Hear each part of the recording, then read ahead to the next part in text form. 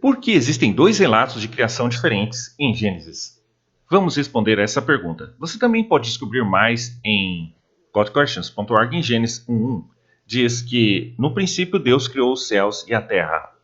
Mais tarde, em Gênesis 2:4, parece que um segundo diferente da história da criação começa. A ideia de diferentes relatos da criação é uma interpretação errônea comum dessas duas passagens, que de fato descrevem o mesmo evento de criação. Não discordam quanto à ordem que as coisas foram criadas e não se contradizem. Gênesis 1 descreve os 6 dias da criação e um sétimo dia de descanso. Gênesis 2 abrange apenas um dia dessa semana da criação, o sexto dia, e não há contradição.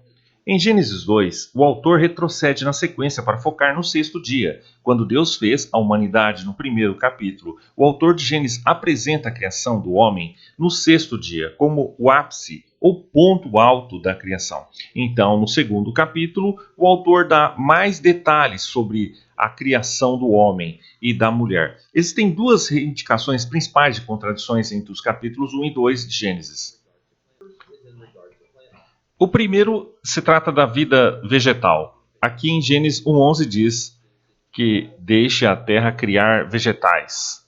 Fala da criação do homem, nenhum arbusto do campo ainda havia aparecido na terra, e nenhuma planta do campo ainda havia brotado, pois o Senhor Deus não tinha enviado chuva sobre a terra e não havia homem para trabalhar o solo. Não há contradição, embora porque Gênesis 2:5 não diz quanto tempo antes da criação do homem não havia vida vegetal. De fato, o versículo anterior menciona o primeiro e o segundo dias da criação, ponto em que não havia plantas. Então, faz sentido que Gênesis 2:5 mencionasse que não havia plantas, que realmente faz sentido. Vários dias de criação ocorrem entre Gênesis 2:6 e Gênesis 2:7. O versículo 7 detalha a criação do homem no sexto dia. O versículo 8 menciona o jardim que Deus criou para ele. O quarto dia é falado no passado. As árvores que Deus faz crescer no versículo 9 são aquelas no jardim. Então, as passagens não contradizem. Gênesis 1:11 fala de Deus criando vegetação no terceiro dia. Gênesis 2:5 fala do primeiro e segundo dias, quando não havia vegetação. E Gênesis 2:9 fala sobre o crescimento específico das árvores no Éden. Você entende o que estou dizendo a você?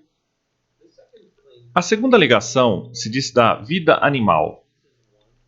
Gênesis 1:24 registra Deus criando a vida animal no sexto dia, antes de criar o homem. Gênesis 2:19, em algumas traduções, parece registrar Deus criando os animais depois de ter criado o homem. No entanto, uma tradução boa e plausível de Gênesis 2:19-20 diz agora: o Senhor Deus tinha formado da terra todos os animais do campo e todas as aves do céu, e trouxe ao homem para ver como ele se chamaria, e como o homem chamava cada criatura vivente.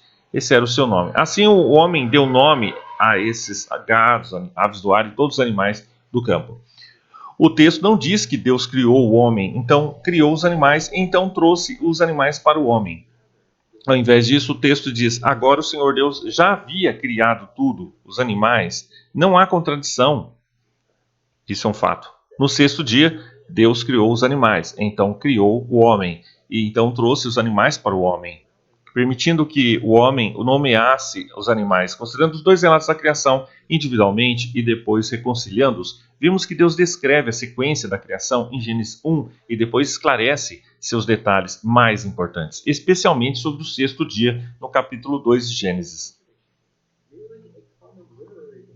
Não há contradição aqui, meramente um recurso literário. Por que há dois relatos diferentes de relatos em Gênesis? Você encontrar uma discussão mais profunda e recursos recomendados. Se isso ajudou, dê um joinha, clique em inscrever-se. Enquanto isso, se quiser estudar mais, clique no sininho e confira essas outras questões. Olá! Se você está buscando aprofundar os seus conhecimentos na Bíblia, então está no lugar certo.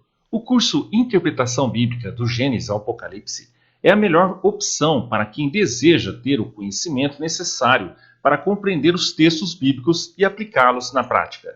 Nesse curso, você terá acesso a conteúdos exclusivos sobre a interpretação bíblica, bem como aulas ministradas por professor com experiência no assunto.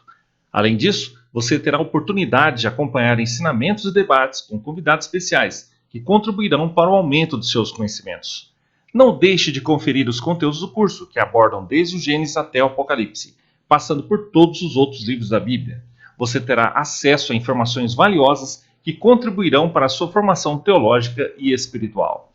Não perca mais tempo. Aproveite essa grande oportunidade de adquirir conhecimento e se tornar um grande estudante da Palavra de Deus. Inscreva-se agora mesmo e aproveite todos os benefícios que o curso tem a oferecer.